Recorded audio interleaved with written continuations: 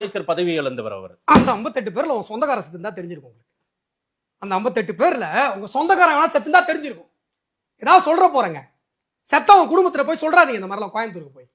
இல்ல நீங்க மனுஷங்க தானா நீங்க? மனுஷன் தானா நீங்க? மனுஷன் தானா? 58 பேர் குண்டோடிப்புல செத்து போயிருக்கான். மனுஷங்க தானே நீங்க? எப்படி உங்களாம் மனசாட்சி வருது? ஏங்க உலகத்துல எங்கேயாவது இப்படி அறிவட்ட கூட்டத்தை பார்க்க முடியுமாங்க? குண்டு வெடிப்புல நாம நூற்றுக்கணக்கான பேரை கொன்னவனை கொண்டாடுற ஒரு அறிவு கட்ட யாரும் கொண்டாடலைங்க. கொண்டாடல. உலகத்துல வேற எங்கேயாவது இருக்குமா? கொண்டாடலைங்க. இல்ல அமித்ஷா தூய பற்றாளரான்னு நான் கேக்குறேன். மனுஷத்தன்மைன்னு ஒண்ணு இருக்கு. 3000 பேர் 2002ல என்ன நடந்துச்சு? கோத்ரா ரயில் எரிப்பு சம்பவம். 3000 இஸ்லாமியர்கள். ரயில எரிச்சது யாரு? வரலாறு படிச்சு தெரிஞ்சுட்டு பேசுங்க. ரயில எரிச்சது யாரு? இருங்க.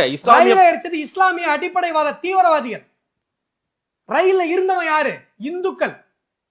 3000 இஸ்லாமியர்கள் கொல்லப்பட்ட போது மோடி அமித்ஷா 2 பேரும் இருந்தாங்க. இந்த வழக்கில் சம்பந்தப்பட்டவர்கள் அவங்க பேர் அடிப்படும் போது நீதிபதி லோயான்னு ஒருத்தர் சொன்னார். அவர் மர்மமான முறையில் நீதிபதி லோயா சொன்ன இந்த டுபாகூர் குற்றச்சாட்டு எல்லாம் தப்புன்னு உச்ச நீதிமன்றம் சொல்லியிருக்கு.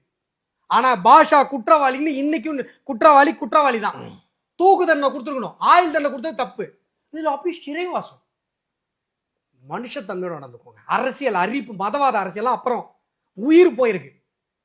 எது நடந்தா நீங்க எல்லாம்